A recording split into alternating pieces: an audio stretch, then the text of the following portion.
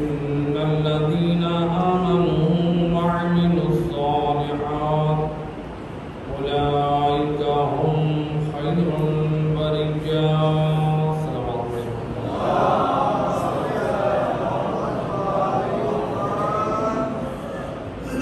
ارباب اعظام قرآن کریم کی جس آیت مجیدہ کو پڑھنے کا شرف حاصل کیا ہے، ارشاد رب العزت ہو رہا ہے ان الذین آمنوا وعملوا الصالحات، بے شک جو ایمان والے ہیں اور عمل صالح بجا لانے والے ہیں، اولئک ہم خیر البریہ، یہی وہ لوگ ہیں جو لوگوں میں سے سب سے بہترین۔ قرآن نے گویا انسانوں میں سے سب سے بہترین انسان ہونے کا جو معیار بیان کیا ہے، بتایا وہ مومن ہے جس کے دامن میں دو چیزیں، ایک کا نام ہے ایمان اور دوسرے کا نام ہے عمل صالح۔ تو گویا قرآن نے یہ واضح کر دیا، جو فقط یہ سمجھتا ہے میں ایمان لے آؤں، عمل کی ضرورت نہیں ہے، قرآن کی نگاہ میں وہ بہترین مخلوق ہے۔ اور جو یہ سمجھتا ہے میں فقط اعمال صالح بجا لاؤں، مجھے ان ہستیوں کے نور ولایت کی ضرورت نہیں ہے جن کو اللہ نے ہدایت کے لیے وسیلہ بنایا ہے، تو اس لیے کہ اس وقت تک کوئی ہدایت پا نہیں سکتا جب تک وہ آل محمد کے دروازے سے آ کے آداب بندگی نہ سیکھ لے، اور اس وقت تک کوئی مومن آل محمد کی نگاہ میں کامیاب نہیں ہو سکتا جب تک نور ولایت کے ساتھ کردار آل محمد کو نہ اپنا لے۔ تو دونوں چیزیں لازم و ملزوم ہیں۔ تو گویا نور ولایت اب کیسے پتہ چلے؟ ایک شخص کہتا ہے میں تو آل محمد کا حقدار ہوں،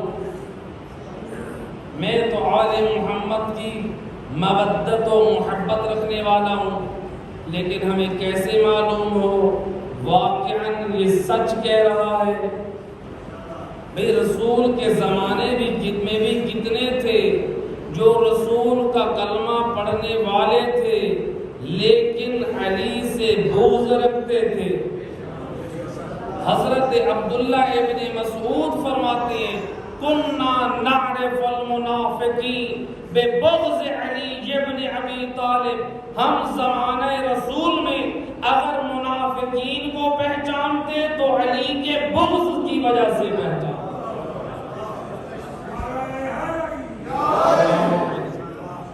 تو یہ کیسے معلوم ہو اس کے دل میں علی کی محبت ہے یا یہ علی سے بغض رکھتا ہے؟ تو اب یہ حب کا جو نور ہے، اس نور کی شعاعیں کیسے ظاہر ہوں گی؟ بھئی یہ جو سورج ہے، یہ سورج کبھی آپ کی زمین پہ آیا، کبھی آپ کے کمرے میں آیا؟ جب آپ بند کمرے میں، آپ کمرے میں بیٹھے، آپ کیا کہتے ہیں؟ آپ نے روشنی دیکھی، آپ نے کہا کہ کمرے میں سورج آ گیا ہے، حالانکہ کمرے میں تو سورج آیا نہیں، کمرے میں سورج کی روشنی آئی ہے جو سورج سے جدا نہیں ہے، روشنی سورج کو لازم ہے۔ گویا معلوم ہوا کہ سورج کے وجود کے لیے یہ جو روشنی ہے یہ اس بات پہ دلالت کرتی ہے کہ سورج نکل آیا ہے۔ اب کوئی شخص دل میں نور ولایت آل محمد رکھتا ہے تو وہ راستہ وہ اپنا علی حیدر کرار کا ہے، دنیا والے دیکھ کر کہیں دیکھو اس کی نماز سے یہ تو علی کا چاہنے والا ہے، دیکھو اس کے روزے کے اوقات کو یہ تو علی حیدر کے کرار کے چاہنے والا ہے۔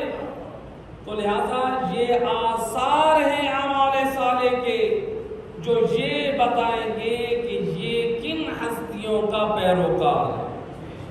ایک مل کے صلوات پڑھے محمد۔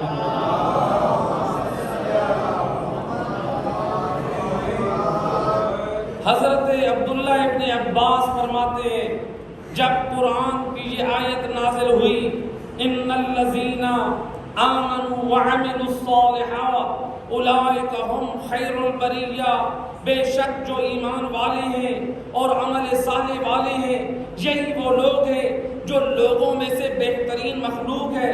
جب یہ آیت نازل ہوئی تو پوچھا یا رسول اللہ اس آیت سے مراد کون ہے؟ سید الرسل نے جس زبان سے قرآن دیا، جس زبان سے اللہ کی وحدانیت کی طرف دعوت دی، جس زبان سے اسلام پیش کیا، اسی زبان وہی سے فرماتے ہیں ہوا علی وشیعتہ، اس سے مراد علی اور علی کے پیروکار شیعہ ہے۔ اس سے مراد جو خیر البریہ ہیں وہ کون ہے؟ علی اور علی کے چاہنے والے۔ اس لیے سید الرسل نے اپنی زبان مبارک سے اپنے اصحاب میں فرمایا یا علی انت وشیعتک ہم الفائزون، اے علی تو اور تیرے شیعہ کامیاب ہیں۔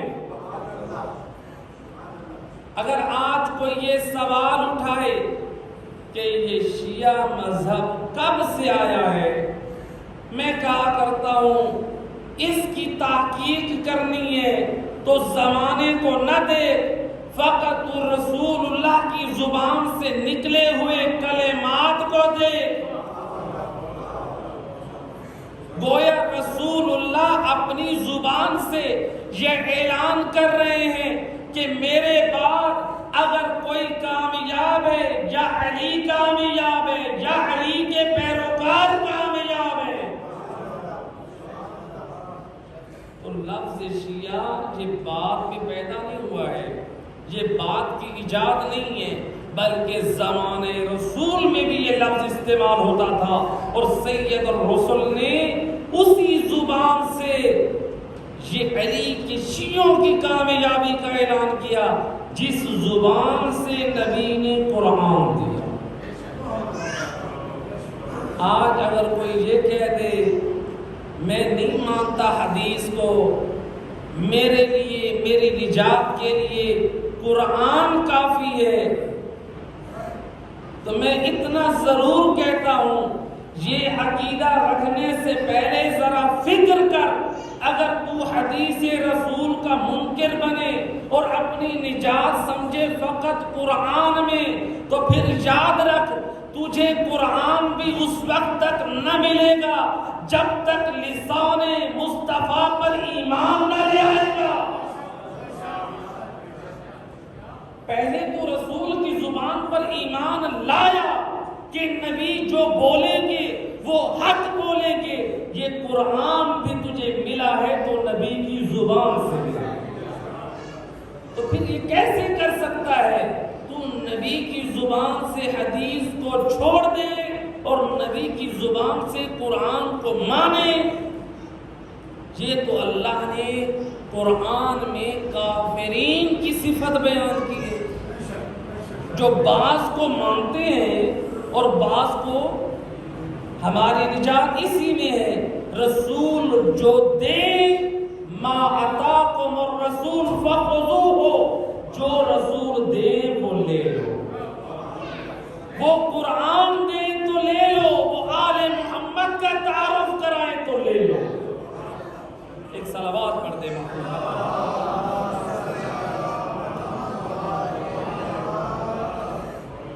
رسول اللہ کے صحابی حضرت جابر بن عبداللہ انصاری فرماتے ہیں ہم اصحاب رسول بیٹھے تھے، یہ اتنی دیر میں سامنے سے علی حیدر کرار تشریف لا رہے تھے اور سید الرسل نے دیکھ کے لسان وحی سے بول کے فرمایا اتاکم اخی، اے میرے اصحاب تمہاری طرف میرا بھائی علی آ رہا ہے۔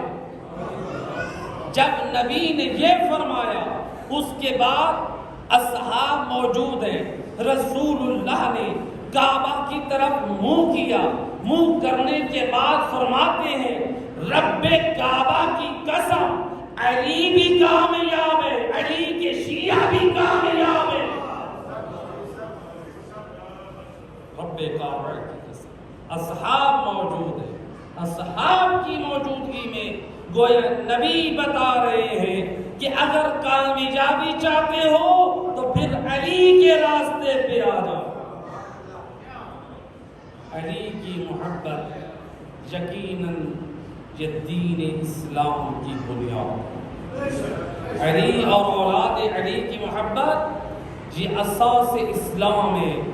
یہ فقط مذہب تشیع میں لازم نہیں ہے بلکہ ضروریات اسلام کا حصہ ہے۔ علی کی محبت یہ فقط مذہب سے خارج نہیں کرتی، یہ میرا جملہ نہیں ہے، علماء اہل سنت کے ایک بزرگ عالم دین نے روایت نقل کی ہے۔ رسول اللہ کے ایک صحابی ہے، ایک صلوات پڑھے محمد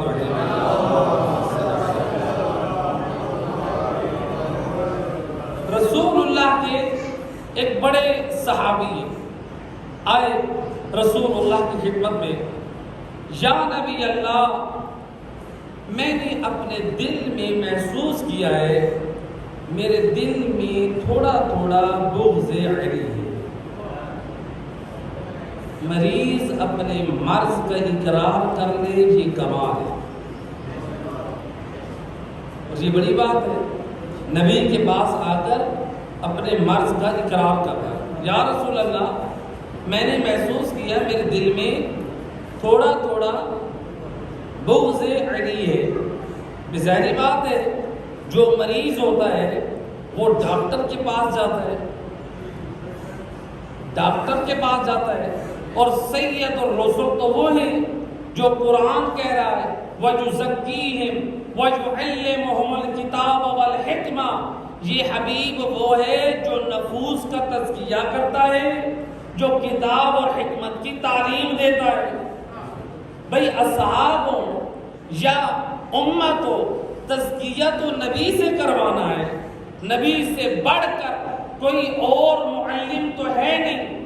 اب یہ اقرار کر رہا ہے یا رسول اللہ میرے دل میں بغض علی کا مرض ہے، علاج کیا کرو؟ یہ جو مریض ہوتا ہے وہ ڈاکٹر کے پاس جاتا ہے۔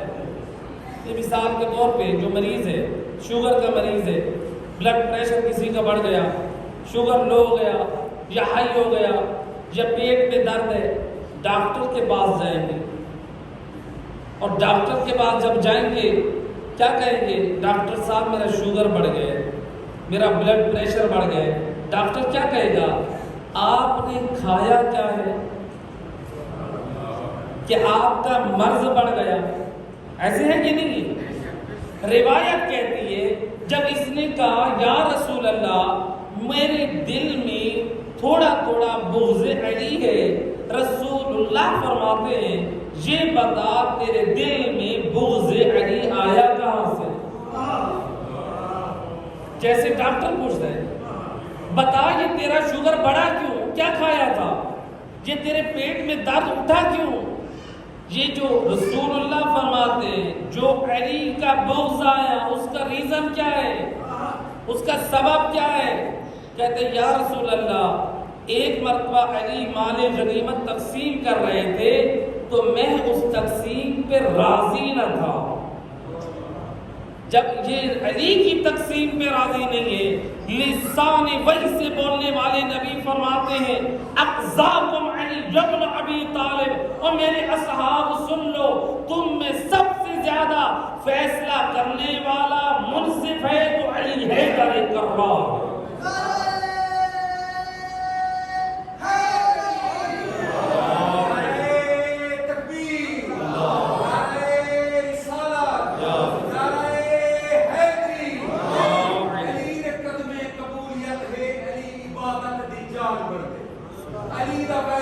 خدا دا ویری میں خدا دا ویری شکار کردے علی زمانے کی زیب و زینت علی شرافت دی شان کردے علی جو سمتے کا بے دا نکتا علی جو بکتے قرآن کردے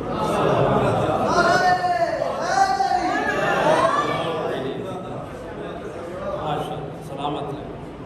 تو لہٰذا اب یہ مریض ہے بغض علی کا. روایت کہتی ہے یہ صحابی رسول کہتے ہیں جب میں نے یہ کہا رسول نے بیان کر دیا تم میں زیادہ انصاف کرنے والا کون ہے؟ علی ہے. یہ صحابی کہتے ہیں میں نے دیکھا رسول اللہ کا چہرہ غصے سے سرخ ہو گیا. میں نے آج سے پہلے کبھی رسول اللہ کو اس قدر غصے میں نہ دیکھا. میری عادت تھی میں منہ جھکا کر بات کرتا تھا نبی کے احترام میں منہ کو جھکائے بیٹھا تھا. میں نے دیکھا کہ سید الرسل ناراض ہے اور میرا یہ عمل نبی کی خدمت میں ناقابل قبول ہے. جب میں نے یہ کہا میں نے کہا یا رسول اللہ میں بغض علی سے توبہ کرتا ہوں. کیا کرتا ہوں؟ میں توبہ کرتا ہوں. میں نے دیکھا آنکھیں اٹھا کر نبی کے چہرے پہ غصہ برقرار ہے. میں نے دوبارہ کہا یا نبی اللہ میں دوبارہ بیعت کرتا ہوں. بھئی یہ کون ہے؟ یہ نبی کا صحابی ہے, یہ نبی کا کلمہ گو ہے. بھئی بیعت وہ کرتا ہے جو پہلے کافر ہو. بھئی بیعت وہ کرتا ہے جو غیر مسلم ہو. کہا یا نبی اللہ میں دوبارہ بیعت کرتا ہوں. راوی کہتا ہے صحابی کہتا ہے جب میں نے یہ کہا نبی نے آگے ہاتھ بڑھایا. میں نے نبی کے ہاتھ پر دوبارہ بیعت کی. گویا معلوم ہوا بغض علی کسی مذہب سے خارج نہیں اسلام سے خارج کرتا ہے.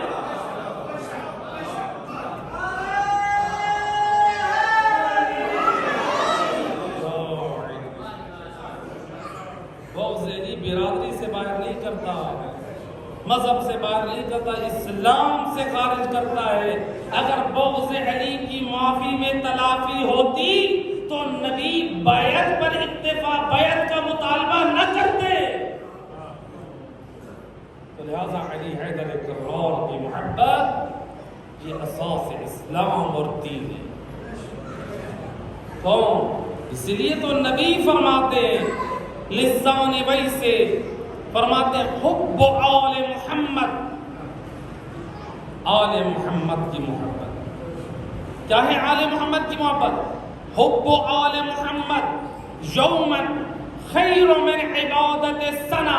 نبی لسان وی سے فرماتے ہیں او دنیا والو, او عبادت پہ ناز کرنے والو, اے عبادت کرنے والو سن لو, مجھ نبی کی نگاہ میں آل محمد کی محبت ایک دن کی صرف محبت, ایک عابد کی عبادت جو سال بھر کی ہو, جس میں نور ولایت نہ ہو, اس کی عبادت سے ایک دن کی حبدار آل محمد کی محبت بھی افضل ہے. اس لیے کہ اگر محبت نہیں ہے تو کوئی عمل قابل قبول نہیں. دل میں آل محمد کی ولایت, ان کی محبت. اور اسی طرح سے معصوم فرماتے ہیں من احب علی جن, کتنا خوش نصیب ہے علی والا. امام کیا فرماتے ہیں؟ فرماتے ہیں من احب علی ومات علی حبہ, جو علی سے محبت رکھے اور اس کو موت بھی علی کی محبت پہ آئے. کتنا خوش نصیب ہے علی والا جو علی کا حبدار ہو اور موت بھی علی کی محبت پر آئے. کیا فرماتے ہیں؟ فرمائے من احب علی ومات علی حبہ, جو علی سے محبت کرے اور جس کو موت بھی علی کی محبت پر آئے، صافحتہ الملائکہ، یہ ایسا خوش نصیب ہے موت کے وقت ملائکہ جس سے مصافحہ کرتے ہیں۔ وزارتہ ارواح الانبیاء، یہ ایسا خوش نصیب ہے انبیاء کی ارواح اس حبدار علی کی زیارت کے لیے آتے ہیں۔ خوش نصیب ہے یہ حبدار علی، یہ مودت علی رکھنے والا، جو عام مقام نہیں۔ جنگ بدر 17 ماہ رمضان کو اسلام کی پہلی فتح ہوئی، جنگ بدر۔ جب اس جنگ میں فتح ہو گئی، حضرت جبرائیل امین نازل ہوئے، آ کر کہتے ہیں یا نبی اللہ، خلاق دو عالم درود و سلام کے بعد ارشاد فرماتا ہے کیا آلیت نفسی لا الہم حب علی ابن ابی طالب الا احببتہ۔ یا رسول اللہ، اللہ فرما رہا ہے میں اس دل میں علی کی محبت کو نہیں ڈالتا جس سے میں اللہ محبت نہ کرتا ہوں۔ گویا اللہ فرماتا ہے میں علی کی محبت اس دل میں ڈالتا ہوں جس سے میں اللہ محبت کرتا ہوں۔ گویا اللہ نے پیغام دیا اللہ محبوب ہے، اللہ محب ہے، اور حبدار علی محبوب ہے۔ کتنا خوش نصیب ہے مومن، کتنا خوش نصیب ہے علی والا کہ اللہ تیرا محب ہے، حبدار علی۔ لیکن اس محبت علی کے تقاضوں کو فراموش نہ کریں۔